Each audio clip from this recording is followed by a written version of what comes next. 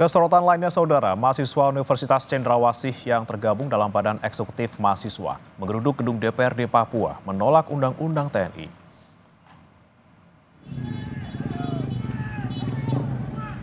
Dalam aksinya, mahasiswa mendesak mencabut Undang-Undang TNI yang baru disahkan DPR pekan lalu. Masa menilai difungsi ABRI dan sikap otoriter bisa kembali terjadi seperti saat Orde Baru jika undang-undang tersebut berlaku.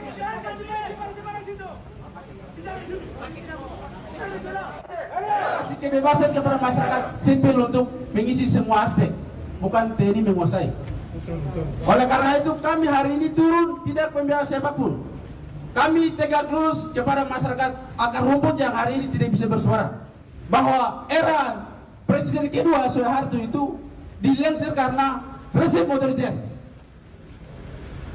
Kepemimpinan saat tahun ini terjadi kembali masa Orde Baru.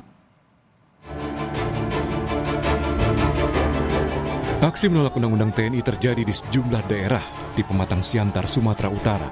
Massa dari beberapa universitas menggelar aksinya di gedung DPRD Pematang Siantar. Massa menolak berlakunya Undang-Undang TNI karena dianggap bertentangan dengan prinsip demokrasi. Di tempat lain, unjuk rasa penolakan pengesahan Undang-Undang TNI di Karawang, Jawa Barat berujung ricuh. Polisi menangkap beberapa orang yang diduga merusak kantor DPRD Karawang. Polisi membubarkan massa unjuk rasa yang bertahan di gedung DPRD karena dianggap melebihi batas waktu yang ditentukan. Polisi menembakkan gas air mata. Sebagian massa berlarian, namun sebagian lagi justru melakukan perlawanan. Kapolres Karawang AKBP Edward Zulkarnain bilang massa bukanlah massa unjuk rasa, melainkan kelompok kriminal. Polisi menangkap beberapa orang dan menyita sejumlah barang bukti.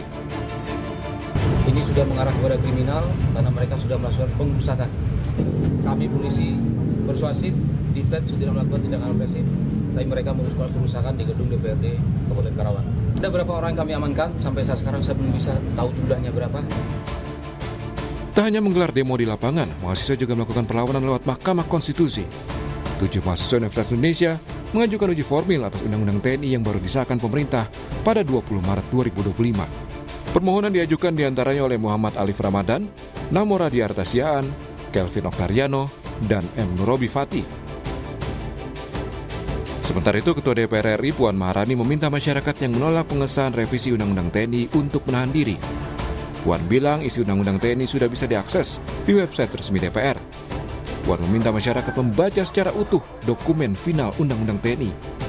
Puan mempersilahkan masyarakat yang sudah membaca dokumen untuk protes jika merasa tidak sepakat. Pertama, ini baru selesai disahkan, kemudian penomorannya pun baru selesai dinomerin.